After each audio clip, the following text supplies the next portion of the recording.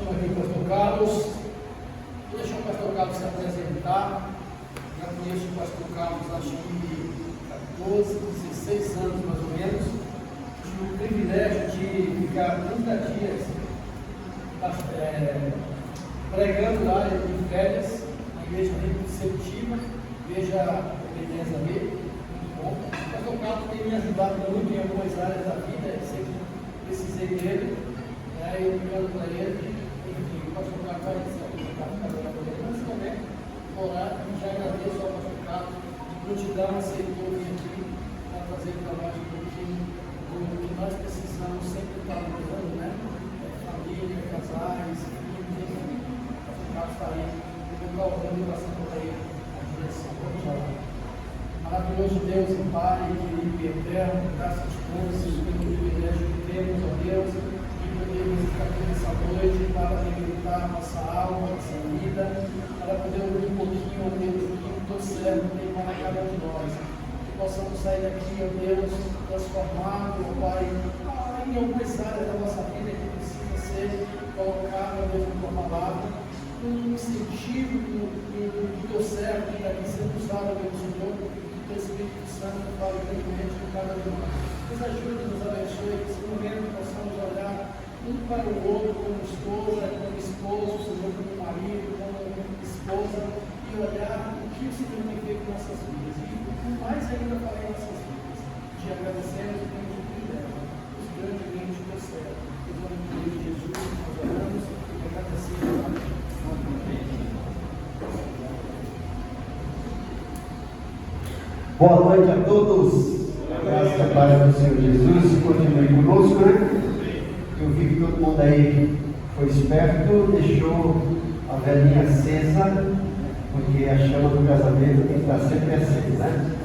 Eu quero aqui apresentar para vocês o novo lançamento do meu novo livro. Esse aqui é o 4º livro, editado por mim, Paulo e a Alegria dos Filipenses. Aqui é para quem é apaixonado por pregação expositiva. São pregações expositivas na carta de Paulo aos Filipenses, material que eu preguei na igreja e agora resolvi editar. Esse é o 4º livro, né? E eu tenho aqui os 2 primeiros, que são livros para diácono. Ministério diaconal, quem quer ser diácono, quem já é diácono, é bom para reciclar e aprender, e ética do ministério diaconal. O 3º não está aqui, eu só estou com esses 3, que é o 1º, o 2º e o 4º. E se alguém tiver interesse, é só conversar comigo. O que eu vou falar para vocês hoje não tem nada de novo. Mas é importante a gente relembrar, porque o nosso grande problema no nosso relacionamento é que a gente às vezes, e isso acontece, né? A gente acaba acomodando, né? E esquece do princípio, esquece daquela primeira chama que nos uniu. E o casamento às vezes acaba se tornando um comodismo, e aí, às vezes a gente precisa correr lá para o aconselhamento pastoral e alguns até uma convocatória para acabar com o casamento, nessa ideia. Eu gostaria de compartilhar com vocês um texto de João capítulo 2, versículo 1 a 12, e como título desse texto, mostrar que Jesus quer que o seu casamento seja transformado da água para o vinho. João capítulo 2, do versículo 1 até o versículo 12, diz o seguinte: no 3º dia houve um casamento em Caná da Galileia. A mãe de Jesus estava ali. Jesus e seus discípulos também haviam sido convidados para o casamento. Tendo acabado o vinho, a mãe de Jesus lhes disse: eles não têm mais vinho. Respondeu Jesus: o que temos nós em comum, mulher? A minha hora ainda não chegou. Sua mãe disse aos serviçais: façam tudo o que ele lhes mandar. Ali perto havia 6 potes de pedra do tipo usado pelos judeus para as purificações cerimoniais. Em cada pote cabiam entre 80 e 120 litros. Disse Jesus aos serviçais: encham os potes com água. E os encheram até a borda. Então lhes disse: agora levem um pouco ao encarregado da festa. E assim eles fizeram. O encarregado da festa provou a água onde eles vieram, embora não soubesse os serviçais que haviam tirado a água. Então chamou o noivo e disse: todos servem primeiro o melhor vinho, e depois que os convidados já beberam bastante, o vinho inferior é servido, mas você guardou o melhor até agora. Este sinal miraculoso em Caná da Galileia foi o primeiro que Jesus realizou. Revelou assim a sua glória e os seus discípulos creram nele. O interessante desse texto, vocês conhecem, é que ele conta a realização do primeiro milagre de Jesus.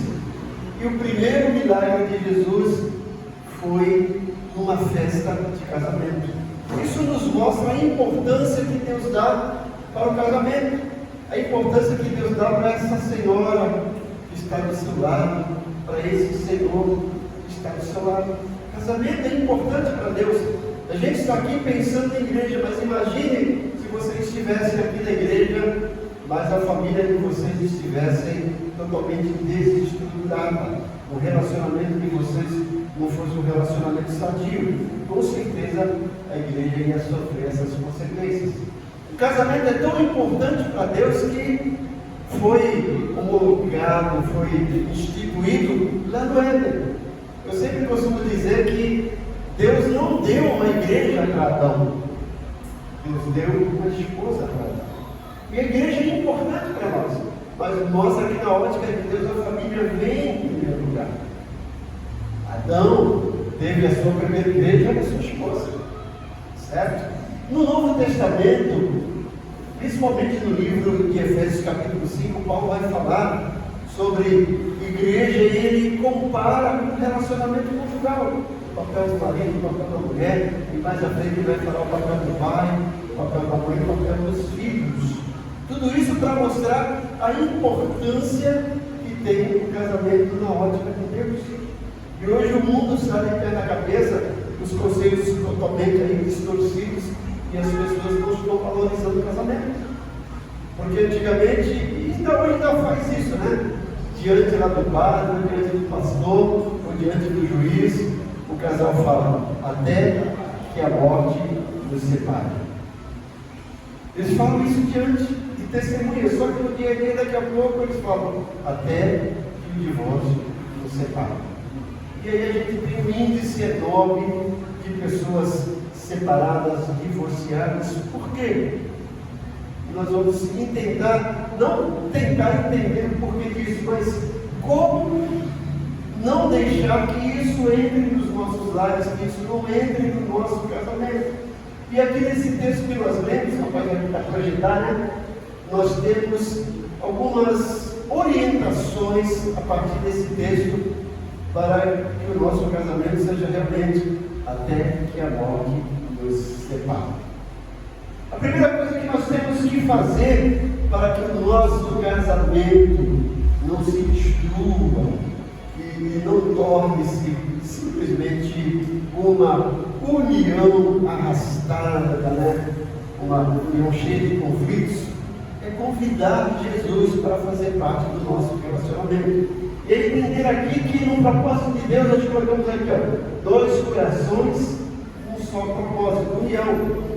Eu falei, eu fiz uma declaração para minha esposa há um tempo sobre isso. A declaração foi o seguinte: quando o meu coração conheceu o teu coração, então passamos a ter 2 corações batendo num só coração. Aí eu falei para ela: não é coração. E a gente tem que aprender isso, né? Agora os nossos 2 corações vão bater no ritmo de um só coração. Então a primeira coisa que nós temos que fazer para que nosso casamento não torne-se um orgasmo e não entre nessa estatística do divórcio, é convidar Jesus para fazer parte do nosso casamento. Veja que a festa estava lá e Jesus foi convidado. Ele foi para aquela festa, ele estava presente. E nós precisamos fazer com que Jesus realmente se faça presente no nosso casamento. É chamar Ele para que a gente tenha um triângulo amoroso: marido, a esposa e Jesus. É fazer com que Ele entre na nossa intimidade, que Ele entre no nosso lado, e com que Ele venha fazer parte das nossas vidas. Quando nós achamos que a gente não precisa de Jesus para o nosso casamento, aí onde as coisas começam a apertar. E aí onde o nosso casamento começa a ir por ladeira abaixo. Há um tempo atrás, muito tempo atrás, a TV Mitsubishi, né? A empresa Mitsubishi lançou uma televisão nova, top, e o comercial de lançamento dessa televisão, interessante, era um casal saindo da igreja, depois de casar, né? E jogar aqueles confete, arroz e aquela marcha nupcial, e aí a Mitsubishi dava uma pausa e dizia assim: o nosso aparelho de televisão tem mais garantia do que esse casamento. Nós estamos dando 7 anos de garantia para a nossa televisão. E eles diziam isso com propriedade, porque foi feita uma pesquisa que a maioria dos casamentos ou se dissolve ou começam a despencar em menos de 5 anos. Menos de 5 anos. E algum tempo atrás, na Alemanha, as pessoas já casavam fazendo um contrato de dissolução matrimonial. Eles casavam dizendo: olha, quando a gente se divorciar, isso fica para vocês, fica para vocês, fica para mim. Já casando, pensando em se divorciar. Veja como é que está a história. E isso tem acontecido. Se você for no sábado, né, na frente do cartório, você vai ver muita gente casando. Você olha que coisa maravilhosa. Mas vai lá durante a semana que você vai ver muita gente se divorciando, muita gente se separando, porque acaba deixando com que o marasmo, o comodismo entre nos nossos lares, entre na nossa vida, e a gente não valoriza aquilo que Deus valoriza. E para que isso não aconteça, é fundamental que a gente convide Jesus para fazer parte do nosso casamento. E como é que a gente faz isso, né?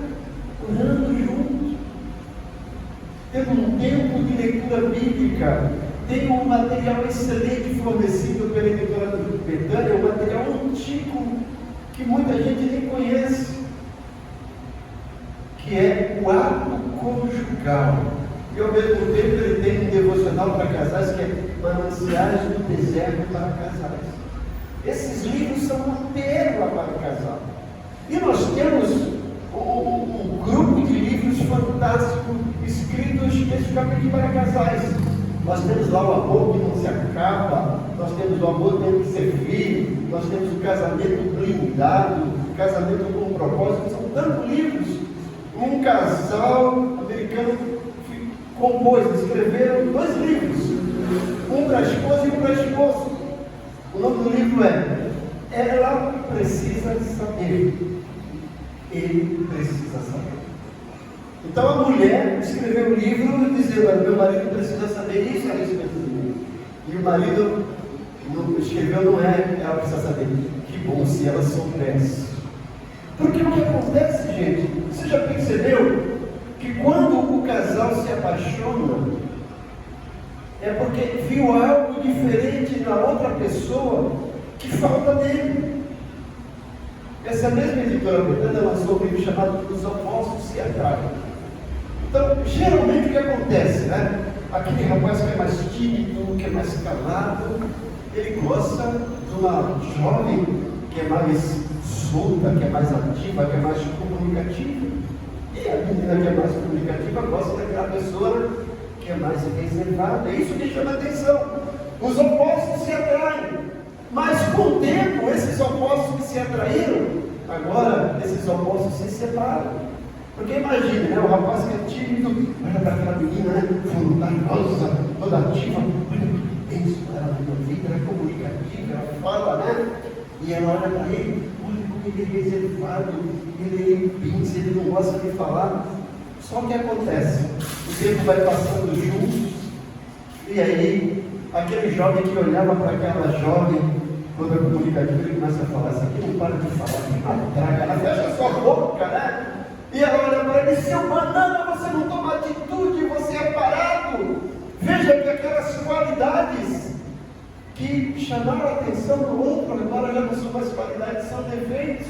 Por quê? Porque o convívio a dois vai se tornando um comodismo. Porque o ser humano é assim, principalmente o homem, né? O homem tem aquele espírito predador, né? Quando ele gosta da comida, ele faz tudo. Só que depois que ele conquista, ele fala, já é minha, aí ele esquece. E aí acontece que nesse relacionamento, o jovem que dizia para a esposa constantemente, eu te amo, por isso que é importante no encontro de casais a gente fazer essa declaração de amor, né? Porque ele já não fala mais para a esposa que a ama. E quando ela fala, marido, você não está falando aqui, mas você já sabe que eu te amo. Ela sabe, mas ela quer ouvir, ela precisa ouvir. E às vezes a mulher também não fala isso para o homem, mas ele também precisa ouvir. E não só ouvir, mas demonstrações de que realmente ama. Porque aí casa, tem filhos e esquece disso. Então é primordial que a gente olhe para o casamento da mesma forma como Deus olhou. E Deus não foi por coincidência, ele sabia o que estava fazendo, né? Preparou todo aquele ambiente para que o primeiro milagre de Jesus fosse no casamento. E Jesus foi lá porque ele foi convidado. E da mesma forma Jesus quer ser convidado para fazer parte do seu casamento. Ele quer ser hóspede do relacionamento de vocês. Certo? Jesus estava lá. Mas nós temos que entender também que o fato de Jesus fazer parte da nossa rotina, do nosso relacionamento, não nos torna imunes, blindados contra as dificuldades, não. Jesus estava lá, mas o que aconteceu? Acabou. E aí a segunda parte, além de você convidar Jesus para fazer parte do seu casamento, você precisa identificar o que acabou no seu relacionamento. A festa estava rolando. Vocês sabem, a festa do judeu tinha que ter fim, né? E a gente não sabe se o dono da festa calculou, né? Ou foi mais gente que esperava, sei que o vinho acabou. Mas agora, a festa ia ficar totalmente descompensada, ou até talvez ia acabar a festa porque acabou o vinho. E aí nós precisamos também do nosso relacionamento identificar o que foi que acabou no nosso relacionamento.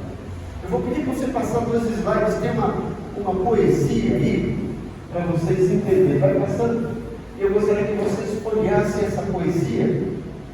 Olha, não sei se dá para vocês lerem. Diz assim: se eu fiz você se sentir em segundo lugar, garota, eu sinto muito, eu estava cego. Você sempre esteve em minha mente. Você sempre esteve em minha mente.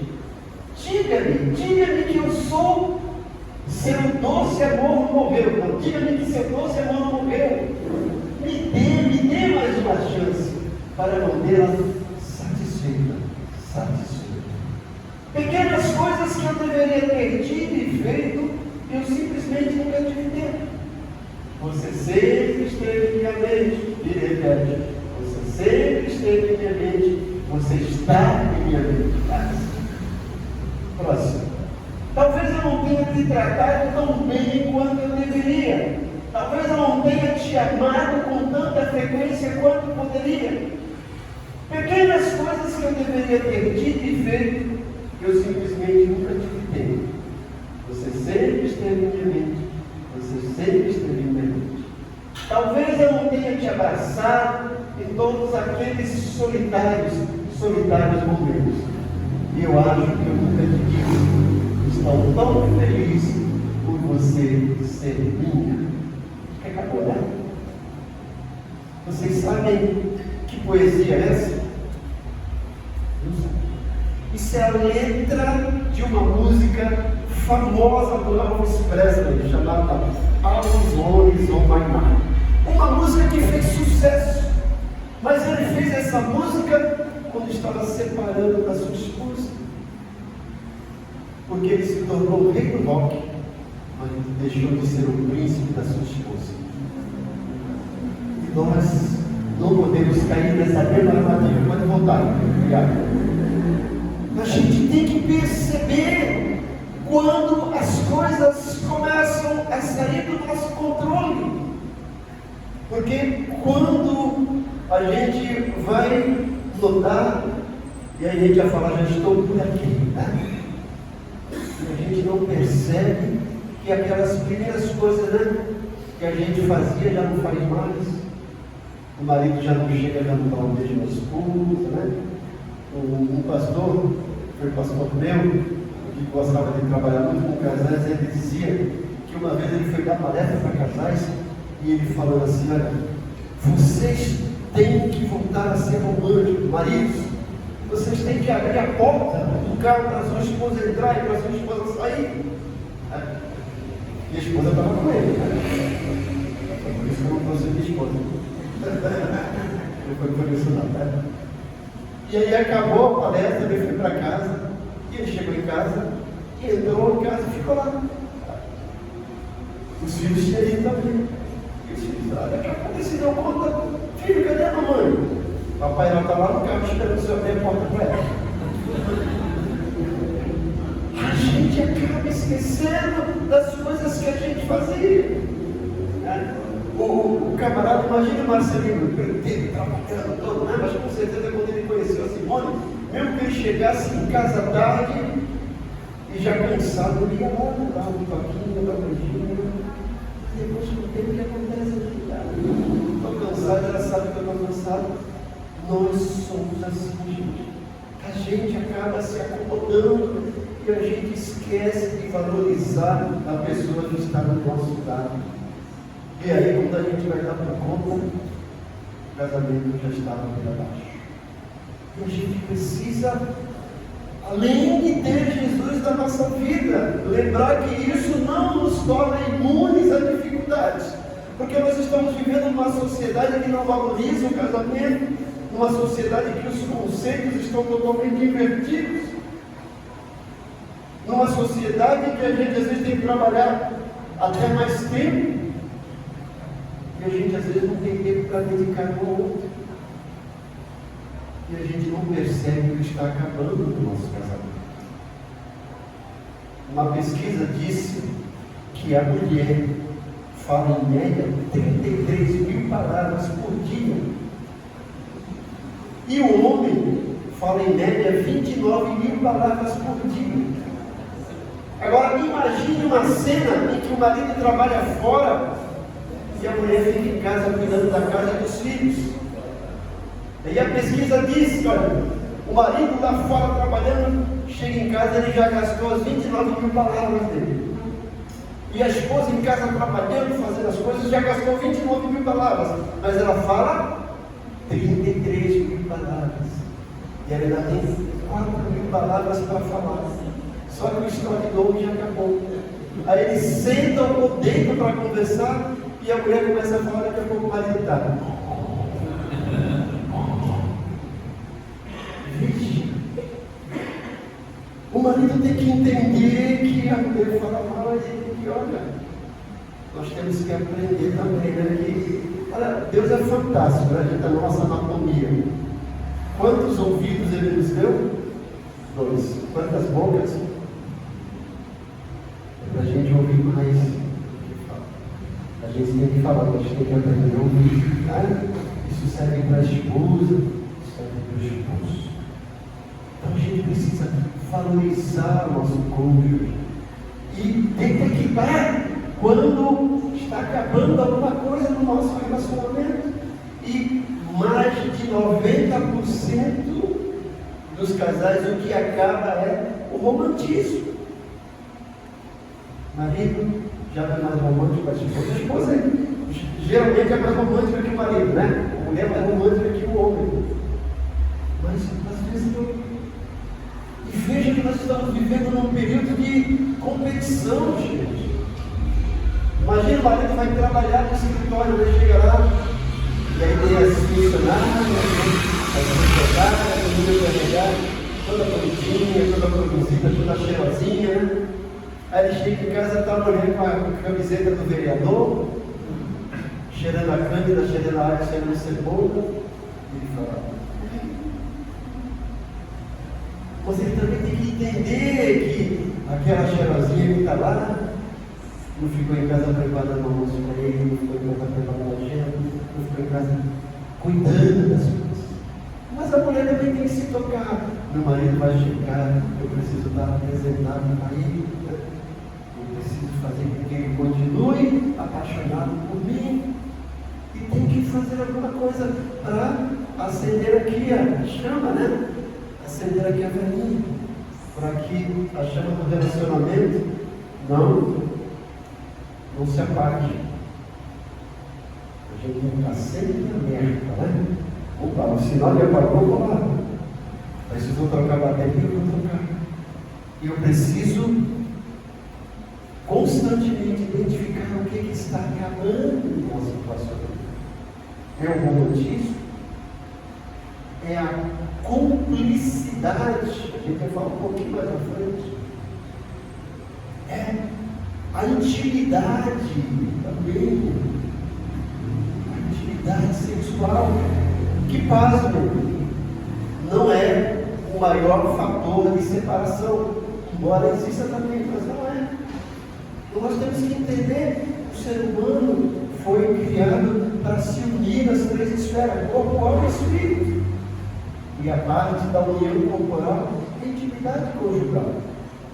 E para isso, o marido tem que entender que a esposa é diferente, e a esposa tem que entender que o marido é diferente.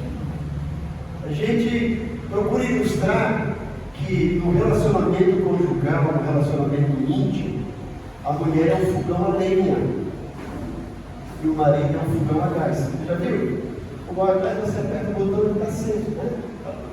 A mulher não precisa de muita coisa para estimular o marido, ele está sempre, né? Fogão a gás. O perdão está lá. Então, se a mulher vê esse lingerie diferente, o marido olha, opa, já acendeu o fogão a gás. Só que acontece, o fogão a gás acende rápido, mas apaga rápido, né? E quando a mulher está lá, o fogão a gás já... Mas a mulher ficou ali, o fogão a lenha acende rápido, não, né, gente? Tem que colocar lenha, tem que colocar combustível, tem que colocar fogo, tem que abanar. Demora para pegar fogo, mas depois que pega fogo, demora para apagar. O marido tem que entender isso, gente, e valorizar a esposa. Se o marido quer ter uma mulher totalmente acesa à noite, ele tem que começar a acender cedo, né? Sai para trabalhar na manhã, querido. Olha, prepara a lenha aí, né? Chega lá no almoço, querida, está tudo bem por aí, já está colocando mais lenha. Vem do serviço, traz um buquê de rosas, uma caixa de bombom, né? Surpreenda ela de vez em quando com um presente, não precisa ser um aniversário dela. Eu aconselho para os maridos, deem uma mesada para sua esposa, não uma mesada dela, deem uma mesada para ela. Porque mulher a gente não gasta, a gente investe. Mesmo que ela trabalhe fora, diga, isso aqui é para você investir em você. Não é para comprar panela de pressão, não é para comprar uma louça nova, é para você ir no salão de beleza, para você comprar uma roupa nova, né? A mulher gosta disso, né? Porque o marido ele tem um tênis para trabalhar e um sapato social para ir para a igreja, para ele está tudo bem, para calça jeans, para calça social, está ótimo. Agora a mulher fala assim, marido, olha, vai ter um casamento, eu não tenho roupa, ele abre o guarda-roupa dela, 50 pares de vestido, não sei quantos calçados. Eu não tenho roupa, eu não tenho calçado, tá? Porque ela gosta. Então, aprenda. Quando você for dar presente para a mulher, não é panela de pressão, não é máquina de lavar. Isso é presente para casa, não para a esposa. A esposa gosta de maquiagem, de roupa, mas valorize, dê uma mesada para ela. Minha esposa não está aqui, mas se você ligar e ela perguntar, ela recebe uma mesada toda vez. Mesmo quando ela trabalhava, dá uma mesada para ela. Para ela investir dinheiro, para gastar dinheiro. Eu falo que a minha esposa, ela não me dá prejuízo, mas eu tenho que investir bastante nela, porque eu não tenho que dar presente para ela no dia do aniversário. no dia da esposa do pastor, no dia da mulher, no dia das mães. Eu falo, mas tu não é minha mãe, quem tem que estar presente é meu filho. Mas ela quer, né? E aí no dia do aniversário de casamento, Natal, Ano Novo, e eu ainda quer presente no dia das crianças, que ela fala que é o eterno da criança.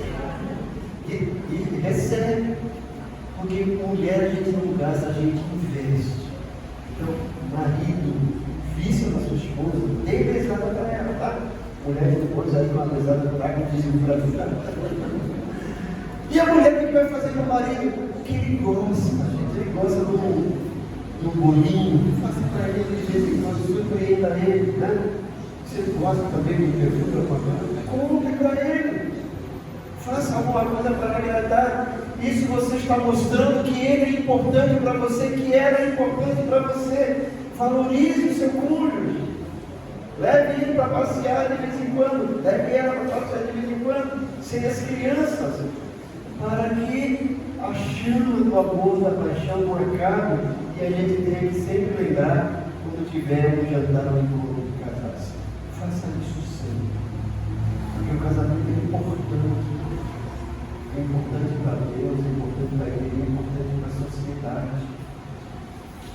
Os nossos filhos vão olhar para o nosso relacionamento e eles vão reproduzir. Se ele vê que o pai não valoriza a mãe dele, vai ser difícil ele valorizar a esposa dele. A esposa também, né? Se o filho vê que a esposa não valoriza o pai, a filha ou o filho também vai ter dificuldade no relacionamento por conta disso. Então, valorize o seu cônjuge e identifique que está acabando. Lembre-se, Jesus foi chamado para estar no seu casamento, mas você precisa estar vigiando, identificar o que está acabando ou o que acabou. E aí, chama Jesus. Jesus, olha, eu não consigo mais lidar com isso, me ajuda, me socorro. Nós vamos para o terceiro item lá. Depois que você convida Jesus para participar do seu relacionamento, depois que você identifica o que acabou no seu relacionamento, agora faça a sua parte e não espere pelo outro. Veja o que aconteceu lá. Maria, ela não era dona da festa, mas dá a entender que ela conhecia o dono da festa. Maria não podia falar, a festa não é minha. Problema deles. Mas ela está desesperada. Ela fez a parte dela, foi lá, chamou Jesus. Depois os funcionários fizeram a parte dele, obedeceram a Jesus. A gente vai falar daqui a pouco. O que acontece quando o casamento está mal é um ficar jogando a culpa para o outro, que é a teologia da batata quente. Isso começou lá no Éden.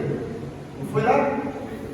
Deus chega assim, Adão, onde tu está? Ó Senhor, eu ouvi tua voz passeando pelo jardim e percebi que estava nu, me escondi.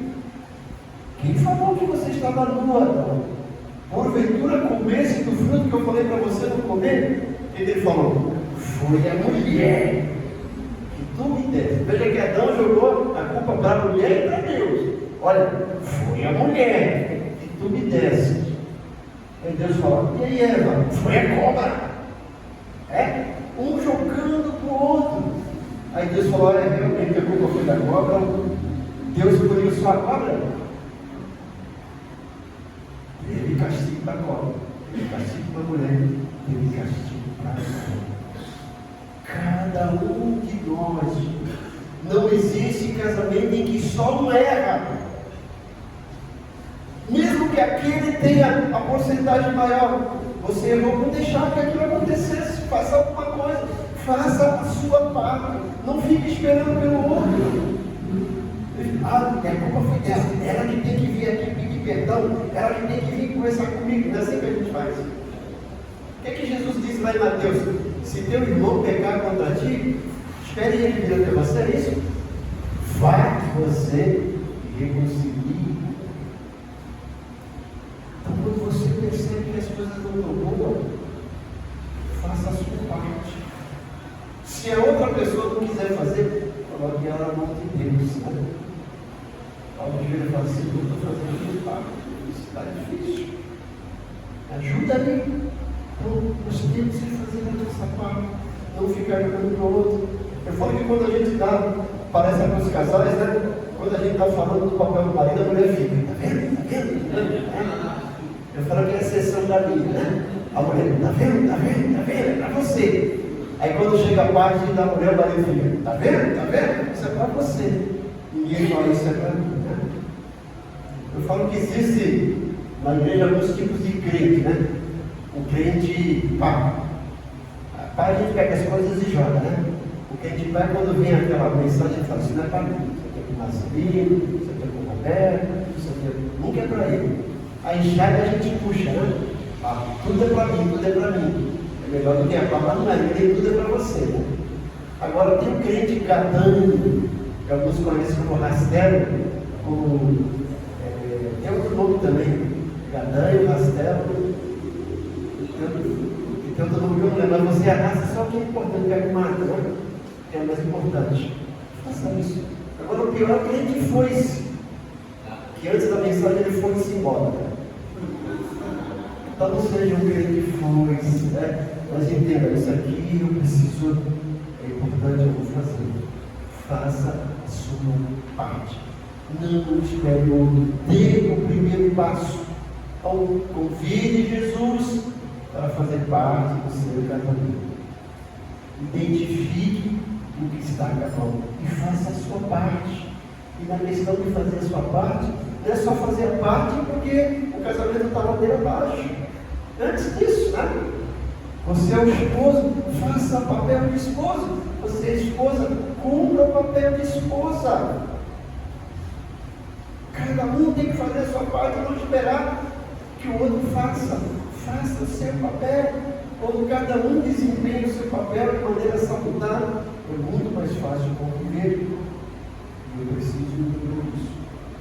Eu tenho que fazer tudo que está ao meu alcance, fazer a minha parte. E eu estou lembrando que Jesus está fazendo parte do meu relacionamento. E se eu tiver algum problema, Jesus. Quarto passo, que é o último. Nessa questão de fazer a sua parte, eu tenho que entender que no casamento a gente está para cooperar e não para competir. Veja o que diz Gênesis capítulo 2, versículo 18, quando Deus criou lá o primeiro casal. Gênesis 2, 18, presta atenção. Disse o Senhor Deus, não é bom que o homem esteja só. Far-lhe-ei uma ajudadora idônea para ele. Ajudadora idônea. A mulher está lá para ser uma ajudadora idônea, para te ajudar, para cooperar, não é para competir. E às vezes o casal fica competindo, quem ganha mais, quem trabalha mais, quem faz mais. Está lá para cooperar. Cooperar é trabalhar em conjunto. Você vê que Deus, né, foi o primeiro anestesista. Quando Adão dormiu, foi lá, Adão me sentiu novo, tirou a costela, fez uma coisa dele, levou lá, acordou. Olha lá, Deus caprichou. Deus disse, olha, isso aí é carne da tua carne e osso é osso. Chamada de varão, porque do varão foi tirado, né? E as pessoas brincam, por que Deus fez a mulher do osso e o homem do barro? Já pensaram nisso? Por que o homem foi feito do barro e a mulher do osso? Porque o homem é como barro, né? Quando ele vai a mulher no meio, ele se derrete. Agora a mulher é osso duro de ouro, né?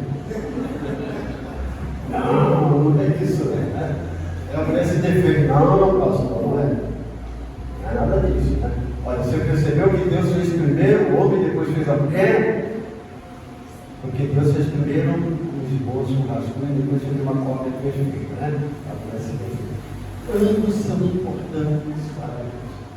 Tá, um para ajudar o outro. Um para cooperar com o outro. Não é para disputar, certo? Voltando para lá, cooperando e não competindo. 2. Correspondendo e sendo correspondida. Veja o versículo 20 de Gênesis 2. É para corresponder e ao mesmo tempo ser correspondido. Gênesis 2:20 diz, e Adão pôs os nomes a todo gado, e as aves dos céus e a todo animal do campo. mas para o homem não se achava uma ajudadora idônea. Em outra versão fala uma companheira ou uma ajudadora correspondente. Deus colocou lá para corresponder e ser correspondido. A melhor coisa que Deus fez por homem, tirou dele mesmo, para entender, olha, ela faz parte de você. Tá? Veja a sua esposa aí, gente. Ela foi tirada de você. Ela faz parte de você. Ela faz parte da sua anatomia. Mulher, olha, você sai dele, você faz parte dele. Deus colocou um outro para corresponder. Se Deus tivesse lá tirado, né, uma costela do macaco e formado uma mulher para Adão, não seria igual. Mas ele tirou uma parte dele para corresponder e ser correspondido. Então essa pessoa que Deus escolheu, ou que você escolheu, orientado por Deus para estar do seu lado, Deus colocou para corresponder às suas expectativas, mas também para ser correspondido. Você tem que corresponder às expectativas dela. Isso como um todo. Terceiro, cumplicidade e não complexidade. Veja o versículo 25 de Gênesis 12. A Bíblia é fantástica, né? E ambos estavam nus, o homem e a sua mulher, e não se envergonhavam. Veja que antes do pecado eles estavam nus. E eu acredito que essa nudez é muito mais do que uma nudez física, uma nudez completa. Eles não tinham vergonha um do outro, era tudo papo aberto. Hoje, às vezes, o casal tem dificuldade de comunicação, não tem essa questão de cumplicidade. Às vezes, o melhor amigo da esposa não é o marido, é uma amiga. E ela não tem problema de ter uma amiga para confidenciar. Mas às vezes ela confidencia coisa com a amiga e não confidencia com o marido. Às vezes o melhor amigo do marido não é a esposa, é outro amigo. Isso também é importante, ter amigo.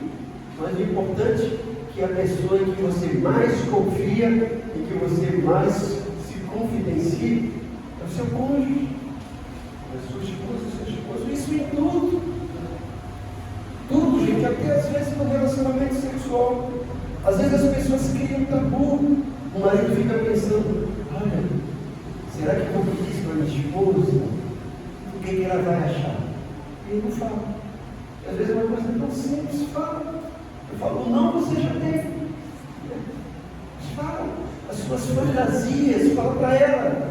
Se ela puder cooperar, mas não. Vai tirar aquilo da sua cabeça. E às vezes a própria mulher tem suas fantasias, tem seus desejos, fala para o marido. E às vezes ela não fala, fala para o outro, fala para o outro, e o marido não sabe. Então, se completem, se comuniquem, não tenham vergonha um do outro, porque foi a pessoa que Deus colocou. Veja que a mão falou, foi a mulher do universo. Essa pessoa que está do seu lado, não como um peso, mas como uma bênção. Foi a mulher que Deus te deu. Foi o marido, o esposo que Deus te deu. Não como peso, mas como bênção. Então, converse, fale, abra o jogo, se corresponda. Não guarde segredo um do outro. Aprenda a comunicação. Por incrível que pareça, o maior problema do relacionamento do casal é falta de comunicação ou má comunicação. Vocês se comunicam ou se comunicam de forma errada. Então você está lá para complementar, para competir e para ter essa questão da cumplicidade e não complexidade. Não para inventando coisa, mas compartilhe os seus desejos, as suas frustrações, as suas necessidades. Abre o jogo. Eu gosto de dizer que quem não marca presença abre concorrência. Pode perder a preferência. Olha aí, olha. Quem não marca presença abre concorrência. Pode perder a preferência. Tá? Valorize sua esposa, valorize sua esposa. Faça com que ela se sinta uma mulher mais bonita. Faça com que ele se sinta um esposo mais bonito. Há uma história, conta-se que num vilarejo havia uma espécie de cultura. Quando alguém gostava de uma menina, ele tinha que procurar o pai da menina e tinha que oferecer um dote para ela. E o dote daquele lugar era oferecer vacas. Então imagine se fosse hoje, o Marcelino conheceu a Simone, e ele chegava lá com o pai da Simone: eu estou apaixonado pela Simone, eu quero namorar com ela, quantas vacas o senhor quer por ela? O pai paga. A Miss daquele lugar valia 4 vacas, a mulher que foi mais avaliada. Mas naquele lugar havia uma menina tão feinha, que o nome dela era, que chama Severina, né? Uma Severina. A Severina, ninguém dava nada por ela, ela era tão feia, e todo mundo ficava apostando: se um dia alguém se apaixonar por Severina, nenhuma vaca vai dar por ela, porque ela não vale isso. E mudou para aquele vilarejo, português, aqui alguém já não falou, chamado Joaquim. Um cara rico, e começou a crescer lá naquele vilarejo, né? Começou a produzir, e ninguém entende por que cargas d'água Joaquim se apaixonou por Severino. Aí começou a correr o boato, todo mundo apostando: olha, ele vai falar com o pai dela, e o camarada é mão de vaca, português não abre a mão, e não vai dar nenhuma vaca por ela, e o pai vai aceitar, porque ninguém quer. E ficou aquela coisa toda. E chegou o dia do Joaquim lá procurar o pai da Severina. Ele foi procurar para conversar com ele, e a Severina estava no quarto do lado do secretário. E aí o Joaquim chegou lá: o senhor sabe que eu estou gostando da Severina, né? Eu queria namorar com ela, com a sua permissão, e casar com ela. E o pai falou: mas você sabe, né, como que funciona a coisa aqui. Aqui as mulheres são avaliadas em vaca, né? E um parênteses, quando o pai soube, já tinha falado da Severina, né? Olha, eu vou pedir uma vaca, vou pedir até 2 vacas para ele. Mas você que é português, é peixe, já vai dar uma vaca, está de bom tamanho, que você sabe que nenhuma vaca você vai, né? Olha aí. E ela estava lá do lado, esperando, né? Se alguém se interessar por ela, ele era bom, ele ia trazer uma vaca para a família, né? E o pai falou: né? Então, você sabe que aqui as mulheres são avaliadas em vaca, né? Então eu quero saber quantas vacas você oferece para o Severino. Ele falou assim: olha, eu sei que ela vale muito mais do que eu vou te oferecer. Mas você sabe que eu sou muito nervoso, eu estou aqui expandindo meus negócios aqui nesse vilarejo, e eu gostaria de dar mais por ela. Mas no momento eu não posso dar mais do que 20 vacas. 20 vacas, Severina, quando escutou aquilo, meu Deus, 20 vacas, e ela falou para si mesmo: ele me avaliou em 20 vacas, eu vou ser essa mulher de 20 vacas para ele. Lembrando que a Liz da ilha tinha sido avaliada 4 vacas. Não passou muito tempo eles casaram, e ali Joaquim continuou investindo na Severina. E a Severina se tornou a Liz da ilha, a mulher mais cortejada, mais conquistada, porque alguém valorizou. Aí eu pergunto: quantas vacas vale sua esposa? Quantas vacas são outros bois vale sua esposa? Fale com ele hoje, quando chegar em casa, mas valorize, para que ela seja aquilo que você valorizou. Porque se você valoriza baixo, ela vai ser aquela coisa baixa. Lembra que eu falei no começo? Mulher, a gente não gasta, a gente investe. Marido também, mulher, você não gasta no seu marido, você investe. Faça isso. Lembre-se disso. Faz a sua parte e não espere de novo. Em último lugar, o que aconteceu? Acabou o fim. E aí, o que a gente aprende disso? Siga as orientações de Deus. O que aconteceu? Acabou o fim. Maria chega a falar com Jesus, Jesus fala com ela. Aí ela chama os serventes e fala assim para eles: faça tudo quanto ele mandar. Faça tudo quanto ele nos disser. Não foi isso? Você já prestou atenção no que aconteceu depois, gente? Os empregados chegam lá e Jesus fala assim: olha, vocês estão vendo aquelas talhas? talhas que cabiam cerca de 120 litros de água. Jesus fala assim: encham d'água aquelas talhas. Os camaradas do Rio falam assim: esse cara comprou. Acabou o vinho. Ele manda encher aquelas talhas de água. Mas eles dizem: olha, Maria falou para fazer tudo o que ele mandou. Aí eles encheram. Agora Jesus pega assim e fala assim: pega isso aqui e leve lá para o mestre sábado. Esse camarada imagina: esse cara está tirando a onda da gente. Manda encher de água, agora manda pegar água e levar. Nós vamos ser despedidos. Faltou vinho, a gente vai levar água. Esse cara está maluco. Olha o que eles pensaram. Maria disse: faça tudo o que ele fez. E quando ele chegou lá, que veio lá, o mestre sábado, a pessoa responsável, ele falou: que vinho maravilhoso, manda chamar o noivo, você está de parabéns. Todo mundo coloca o bom vinho no começo, depois todo mundo já está meio alto. Ele coloca o vinho em segunda qualidade que ninguém percebe. Mas você guardou o vinho bom até agora, o melhor. Olha aí. E aqueles camaradas falam assim: o quê? Aqui na mão da minha cara, acabou o vinho que está mandando colocar água, não vou colocar não. Levar para eles para dentro. Gente, por mais ilógico que pareça as orientações de Jesus, e onde estão elas? Não pararam. Faça, obedeça, que Ele sabe que é melhor para nós. Siga todas as orientações de Jesus. Não queira colocar um temperinho seu. Siga exatamente como Ele mandou.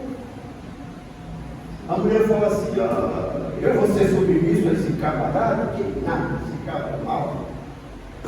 A gente pensa que a mulher acha que submissão é ser pisada. Submissão está debaixo de uma missão. Submissão.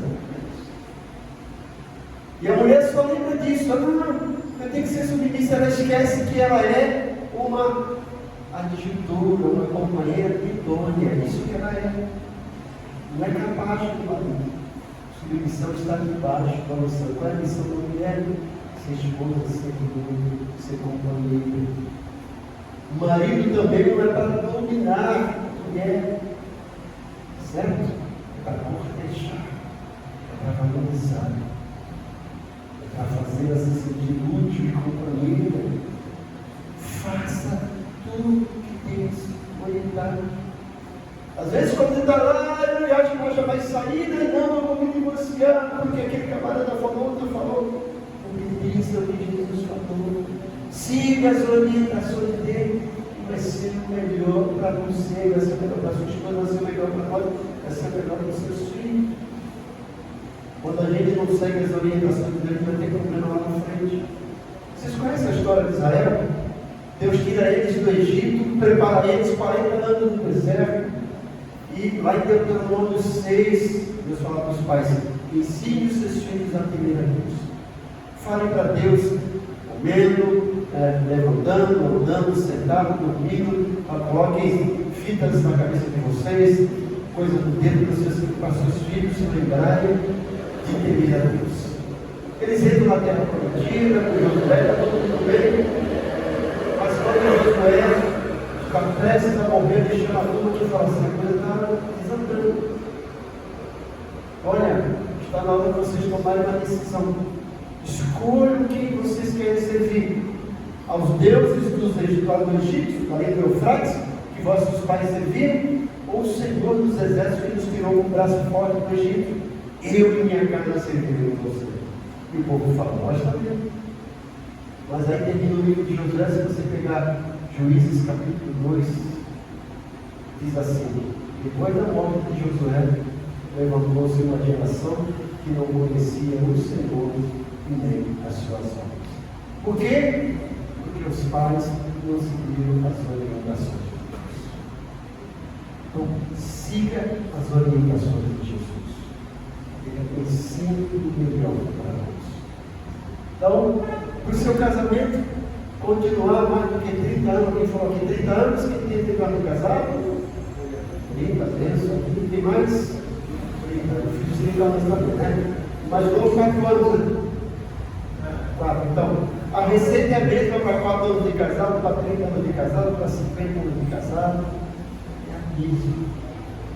Siga as orientações de Jesus. Convide Jesus para fazer parte do seu casamento, do seu relacionamento. Identifique o que está acabando. Faça a sua parte, mesmo que tudo esteja bem. Entenda, gente. Não existe casamento perfeito. Casamento é um compromisso de duas pessoas imperfeitas que estão sendo lapidadas por Deus. Um está lapidando o outro. Faça a sua parte. Valorize o seu cônjuge e siga as orientações de Jesus. Não espere fazer o outro fazer parte dele. Faça a sua. E siga as orientações de Jesus. Como eu falei no começo, não era nada de novo que eu queria trazer para vocês. É apenas relembrar o que vocês já sabem, mas que a gente precisa. Como disse o profeta Jeremias em Lamentações, eu quero trazer à memória aquilo que cuidaste de Deus. Então, no seu aniversário de casamento, antigamente a gente tirava um casamento legal de fotografia, ou gravava um vídeo cassete, depois um DVD. Se você ainda tem, lembre disso. Reserve aquele dia para renovar os votos que você fez com a sua esposa, com o seu esposo, e prometer ser fiel ao mundo, e valorizar. Vamos lá. Deus, nós somos gratos porque nós temos a Tua Palavra como guia, como fonte, como orientação, e tudo aquilo que a gente precisa. E hoje, especificamente, do relacionamento conjugal, da vida a dois como casal. Eu escolhi esse texto porque eu creio que o Senhor tem muito a nos falar através dele, em se tratando do nosso relacionamento conjugal. Esses casais que estão aqui, Senhor, eu tenho certeza que eles já passaram por dificuldades. Se estiverem passando essa receita, eu quero mesmo que Deus Santo Espírito trabalhe nas mentes e corações para que eles levem a sério a todas as orientações que tu tens na tua palavra, para que possam desfrutar um do outro e tudo aquilo que o Senhor tem para cada um, para o casal e para a família como um todo. Eu oro pela vida deles que o Senhor derrame bênçãos e vida sobre cada casal, sobre cada família, para a glória do teu nome, em nome de Jesus. Amém. Deus abençoe a todos. Obrigado pela oportunidade. O que a gente veio fazer hoje foi investir na nossa união, né? Que é o casamento. Vou fazer